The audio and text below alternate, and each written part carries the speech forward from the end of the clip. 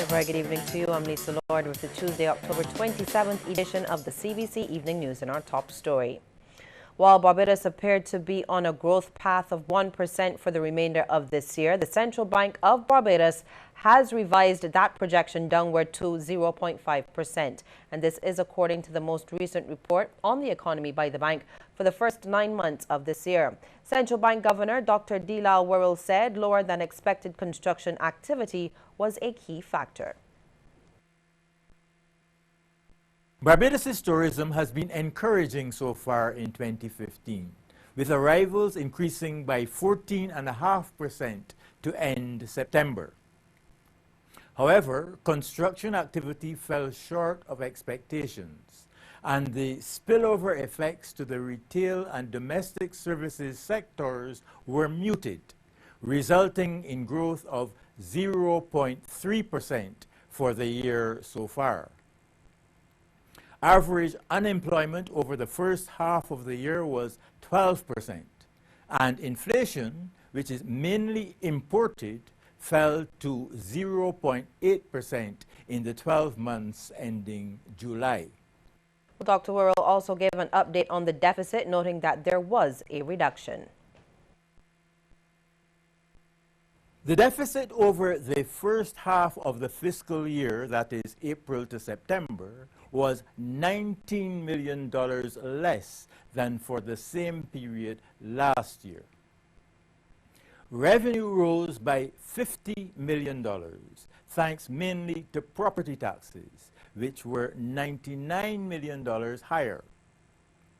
Receipts were especially high because of the rate increase in lieu of the now repealed municipal solid waste tax, and the fact that tax bills were distributed earlier than in 2014.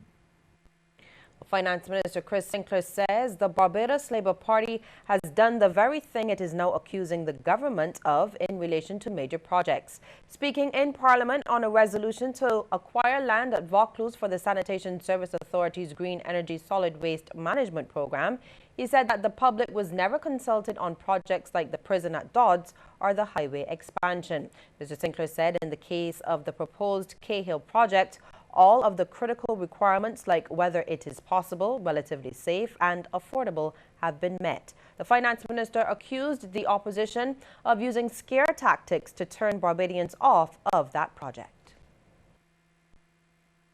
They're going from finance to governance, back to scare, to health, to land grab. No, this is nuclear. Burning as hot as the sun. And they can kill everybody in Barbados. Mr. Speaker, sir, when all of the, and you can go and check it, and those Barbadians who are interested can go and check it. World Health Organization, Pan American Health Organization, UN, EU, wherever you go, that the safest and cleanest technology for waste to energy in the world today is plasma gasification. Industry Minister Donville Innes, in his contribution to the debate, said that there should be no partisan political approach to the issue of waste disposal. Stressing that it's everybody's business, Mr. Innes said there needs to be a comprehensive strategy that starts from the individual level to deal with the matter. The garbage we generate is our problem, it's not somebody else's problem. And it's time that we in Barbados put aside the political divide and start realizing that any damage to our environment does not discriminate in terms of political affiliation, D's or B's. That's right. And if we're serious about leaving a healthier Barbados for the next generation, we have to start doing things better in this country when it comes to environmental issues, when it comes to garbage, separation and management in Barbados on the whole. Well, meantime, Environment Minister Dr. Dennis Lowe says the acquisition of 27 acres of land at Vaucluse St. Thomas is simply part of the island's green energy drive. Dr. Lowe says this will allow the government to pursue its management of solid waste. The resolution today is about allowing the government to pursue a set of policy initiatives that are designed to assist in a progressive management of solid waste within the context of green energy. Now, clearly, members on the other side who have sought to refer to the government's green energy program clearly do not understand what it is. As it relates to another energy entity entering the market, Dr. Lowe says this is not true and that the Barbados Light and Power Company is involved in all matters relating to energy. They've come to the ministry and met with us. We have met with them at the headquarters of the Light and Power, and we have had discussions. They are on the same page, and any issues that they raise, we have been discussing with our colleagues in the Ministry of Energy, and we've been able to work across the table to come up with a workable plan. So it is not true. Well, St. Thomas MP Cynthia Ford has raised more concerns about proposed plans for the Cahill Plasma Gasification Plant in St. Thomas. She says while she supports any plans to develop green energy projects, there is still not enough information about a project that can affect the entire country. Ms. Ford says there are still too many questions left unanswered about the environmental impact of such a facility. I am not in support of the project unless I am given information, unless we have town hall meetings and we have other gatherings, unless there is openness from the government on this whole matter with the Memorandum of Understanding, with the Environmental Impact Assessment Report, and in all the other areas that people want to know what is in it for us besides the waste of energy. What is in it for Barbados? Opposition St. George South MP Dwight Sutherland wants government to explain how the substantial water needs of the proposed Cahill Plasma Gasification Plant in St. Thomas will be met. He posed that question and others during his contribution to debate in the lower house. The reality here is that water usage on this project with temperatures of up to 3,000 degrees Celsius and higher, where are we going to get the water from? All of these things should show up in the environmental impact assessment study. We don't know the answers. We need documents we need to review. Has there been a peer review of this process, of this project? Have you brought in stakeholders?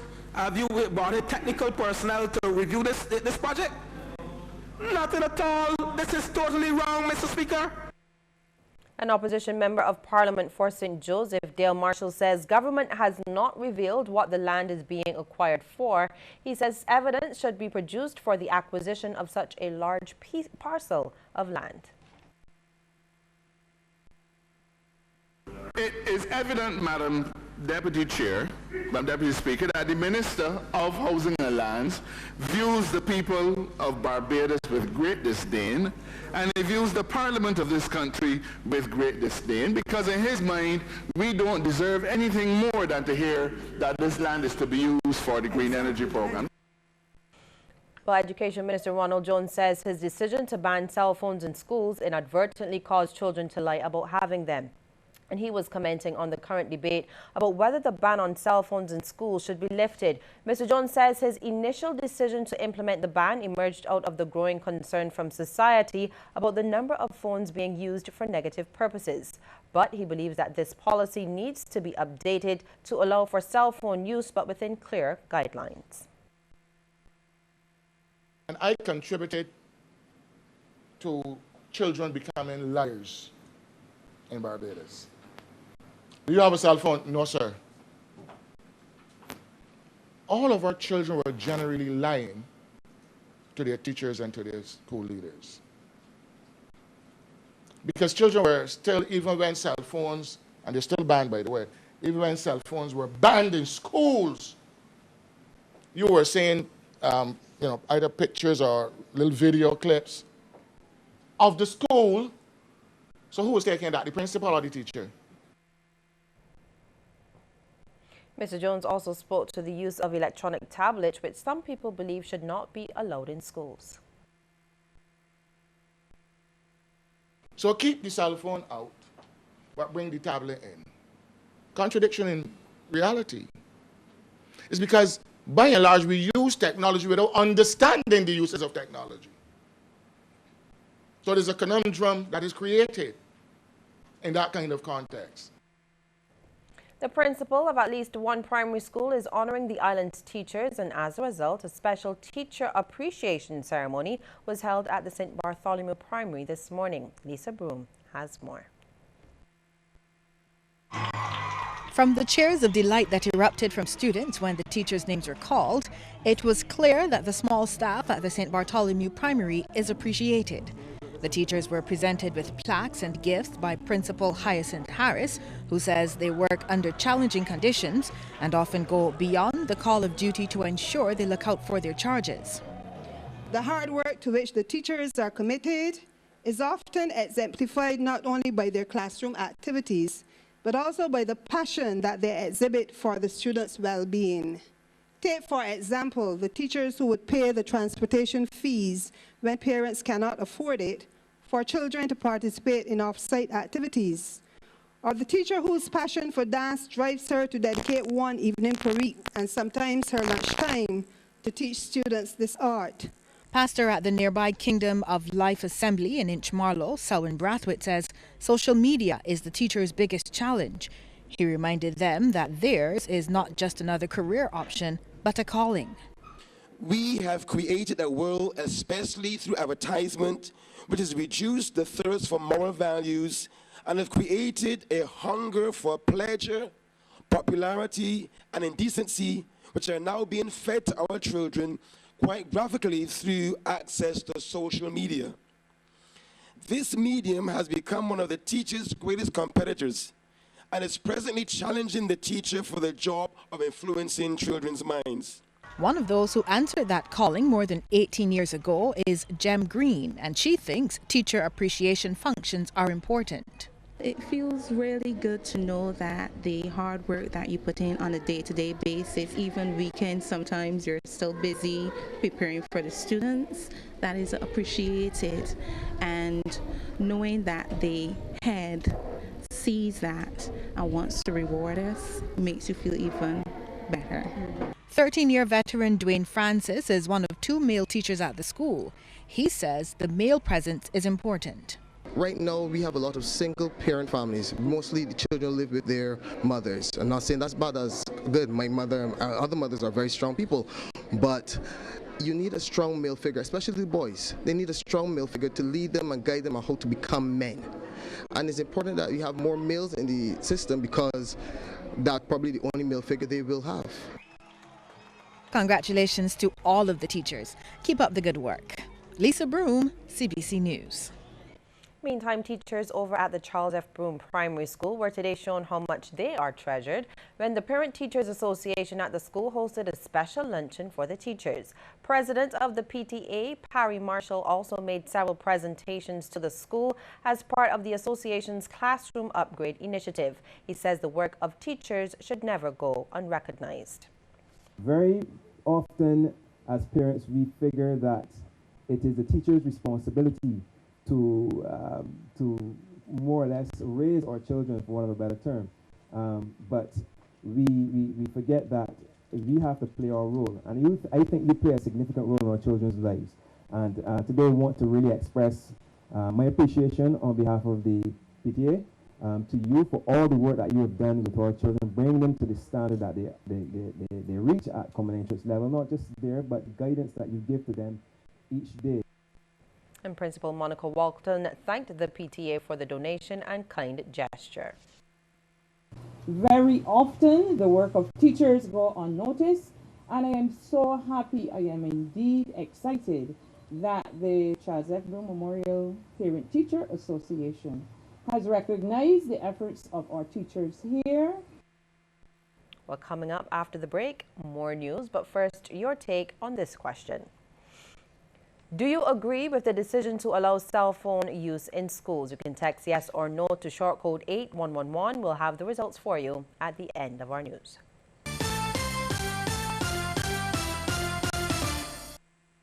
Truly better or just time for fun, bring out the sun. Nutritious, so delicious. Way less sugar, no artificial sweeteners. Orchard.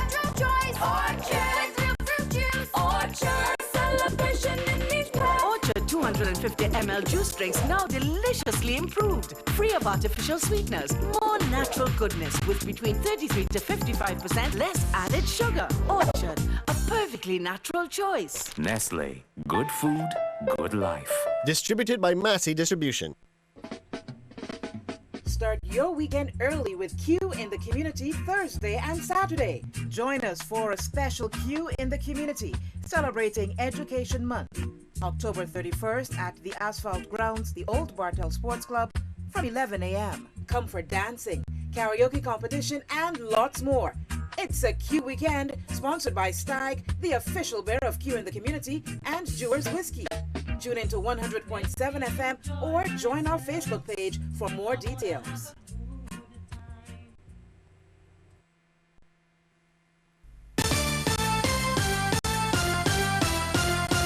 Barbadians are being encouraged to volunteer and get involved in national celebrations in a manner that sets a good example for young people. The advice from Minister of Sports, Youth and Culture, Stephen Lashley, and he was speaking during a media briefing on the NIFCA Performing Arts Junior Final and the Sagicor Life Incorporated lighting ceremony. But we have to understand that we have to bring back elements of volunteerism and to be examples to our young people as to how they can be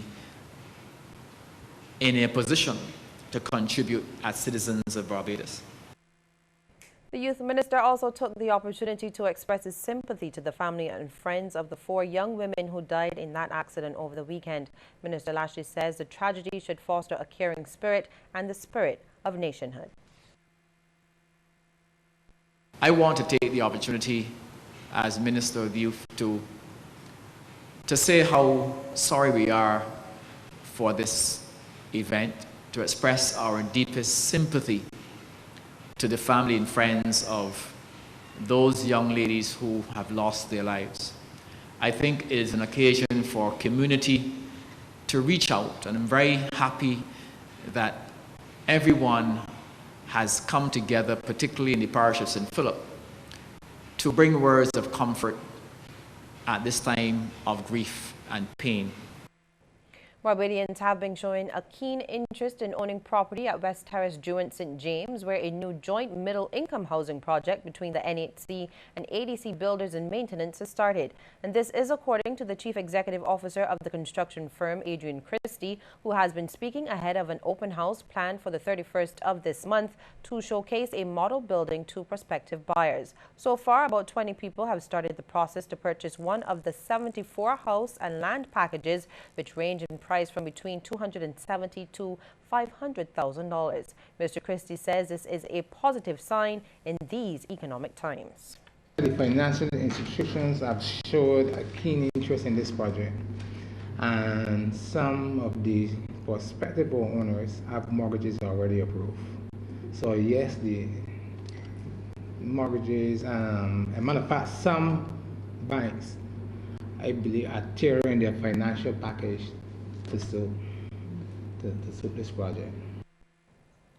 Well, the firm with over 20 years in the business has already started work on projects at French Village and Stewart's Lodge. General Manager Sherwin Nichols assures that the construction is being done according to local building standards and guidelines.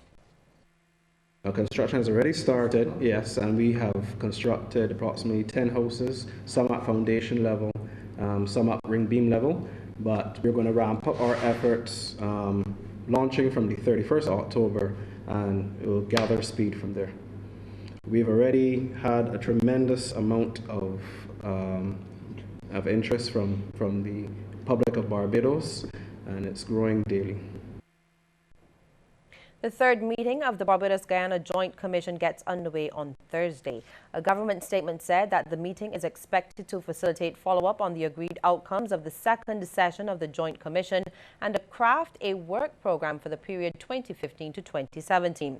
The meeting coincides with the official visit to Barbados by Guyana's Vice President and Minister of Foreign Affairs, Carl Greenidge, who will also hold talks with Prime Minister Fundo Stewart and senior government ministers. The government statement said that Greenidge will participate in the signing ceremony of the third Barbados Joint Commission that will also include include the signing of a memorandum of understanding between the Barbados Tourism Marketing Inc. and the Guyana Tourism Authority, and the initialing of an MOU between the Barbados Port Inc. and the Guyana Port Inc. Well, a relationship specialist says that many people need to take the time to work on themselves before rushing into a relationship.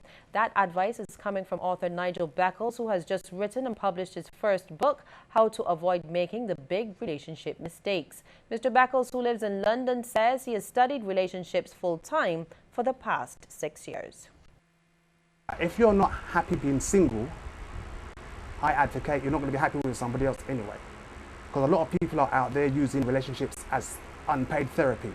So instead of them sorting themselves out in terms of their emotional baggage or their issues, they take those issues into their relationships, right? And then what happens is those issues come to the surface, which is then what causes the drama. And on the topic of who cheats more, Mr. Beckles says it's equal between men and women.